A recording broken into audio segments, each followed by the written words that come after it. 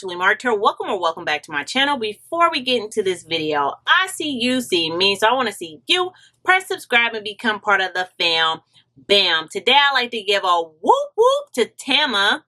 Your name is on the screen. I don't think I pronounced it right, but I tried. I like to give a whoop whoop to you because you was the first one to comment on one of my last videos. So girl, I see that you see me, so I want people to see you. So whoop whoop to you.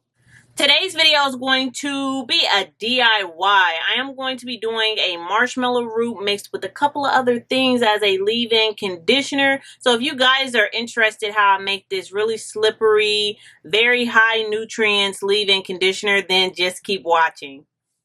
Hey you guys, this recipe is going to be pretty simple. I'm going to use a half a cup for everything. If you want any of these ingredients, they will be listed down in the description box for you guys to click on if you're interested in anything that you see in the video. So I'm going to start off with half a cup of slippery elm, half a cup of burr bark, half a cup of marshmallow root, and half a cup of flaxseed.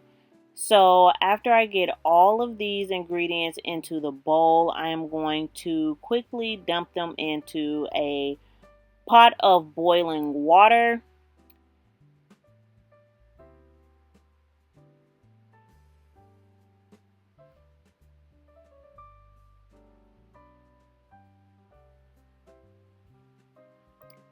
So I am going to dump these ingredients right into the boiling water. And you guys, this is going to take about 35 to 40 minutes to fully get a gelatin slippery type of texture for it to be more of a gel consistency. This process is not going to be a quick one, just to let you guys know. Like if you're standing over your stove for more than 20 minutes, it took a long time for all of these products to secrete the slippery goodness that each ingredient has for it to moisturize your hair and to make your hair really slippery and to be able to detangle your hair very well. So after about 35 minutes, this is the consistency you're looking for. It is a mucousy, slimy type of thick honey consistency. I hope that makes sense. And did I add that this is 2.5 cups of water, just to let you guys know. This is 1 quart or 2.5 cups of water. So after you see this kind of stringy, foamy look on the top of your leave-in conditioner, now you're going to need to let this sit and simmer for about 5 to 10 more minutes, and then it's going to thicken up for you just a little bit more. Make sure you turn your heat on low. Let it thicken up just a little bit longer, and then get yourself a heat-proof jar and then some type of old stocking, a new stocking, something that will not rip, and you can strain this mixture out.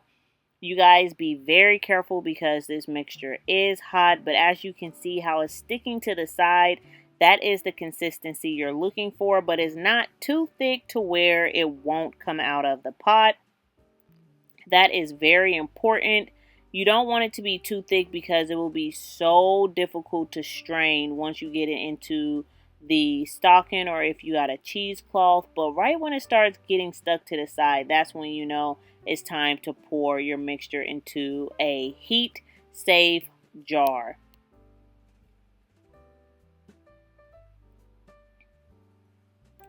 So I am actually going to allow this mixture to sit here for about 25 minutes, and after 25 minutes it did get cooler on the top, but the inside of it is still very hot. As you guys can see, it is still very hot and it is smoking. I know I'm going to be kind of maneuvering this with my hands, but you guys, please use tongs if you're really sensitive to heat.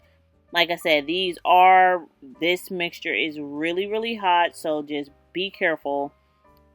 I am used to kind of doing this now, so I can tell when it's really hot, and I stop before it gets too hot on my fingers. So just be safe, guys.